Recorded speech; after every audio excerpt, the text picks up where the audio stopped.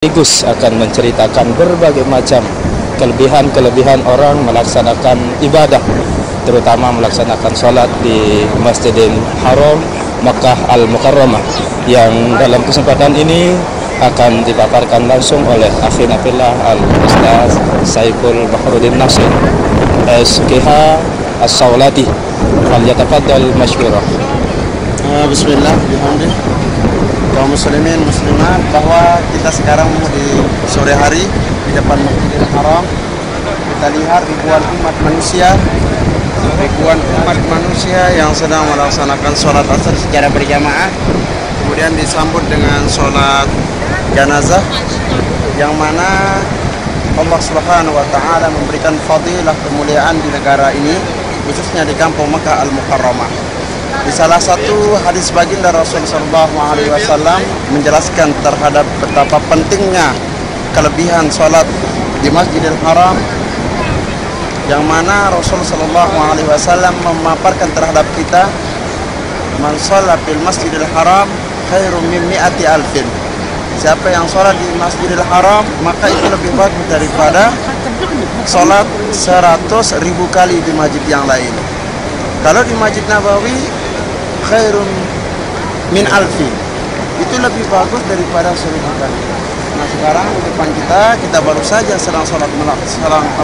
baru selesai melaksanakan sholat asar secara berjamaah, dan masih cukup cerah sekali keadaan umat Islam pada saat ini berjejalan di lorong antara Zamzam dengan Hilton.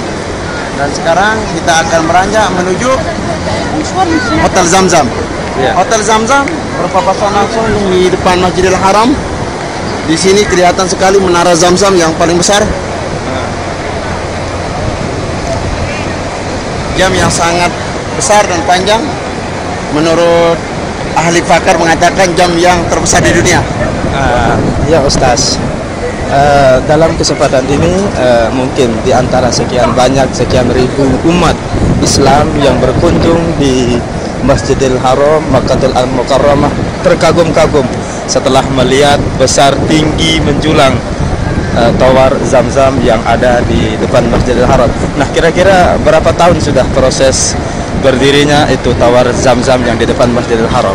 Untuk tower Zamzam ini saya sendiri belum tahu sejelasnya, tetapi waktu saya datang tahun 2011, awal 2011, pembangunan Zamzam untuk jamnya itu masih dalam proses tahap pembangunan.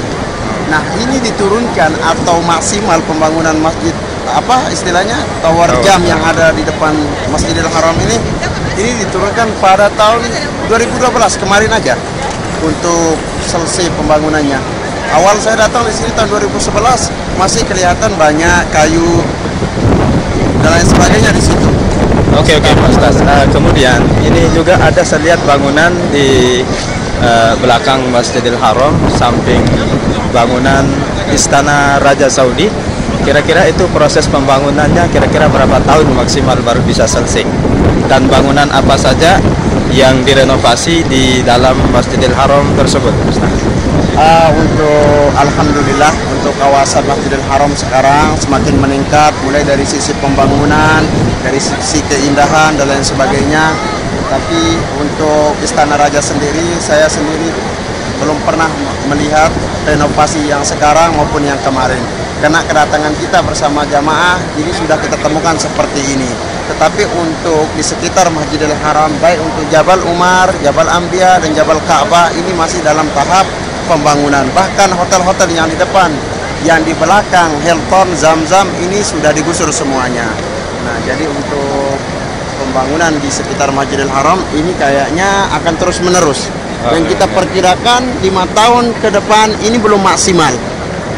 Ini belum maksimal. Kenapa? Banyak gunung-gunung yang sedang digusur dan itu tidak semudah yang kita akan bayangkan untuk dijadikan. Itu saja Ustaz Ali. Sekarang kita lihat di depan suasana daripada Hotel Zamzam. Oke, Bapak Ibu, para pendengar, para pecinta Masjidil Haram Makkah Al-Mukarramah yang berbahagia, setelah tadi kita sama-sama mendengarkan penjelasan sekelumit tentang sejarah berdirinya, kemudian proses pembangunan tower Zam-Zam yang ada di depan Masjidil Haram. Maka pada kesempatan ini kita akan melanjutkan, kita akan menyelidiki, kita akan mensurvei suasana yang ada di dalam tower Zam tersebut. Nah, para hadirin, para pendengar setia, para pendengar yang budiman, kita akan lanjutkan beberapa saat kemudian. Pabrik aja.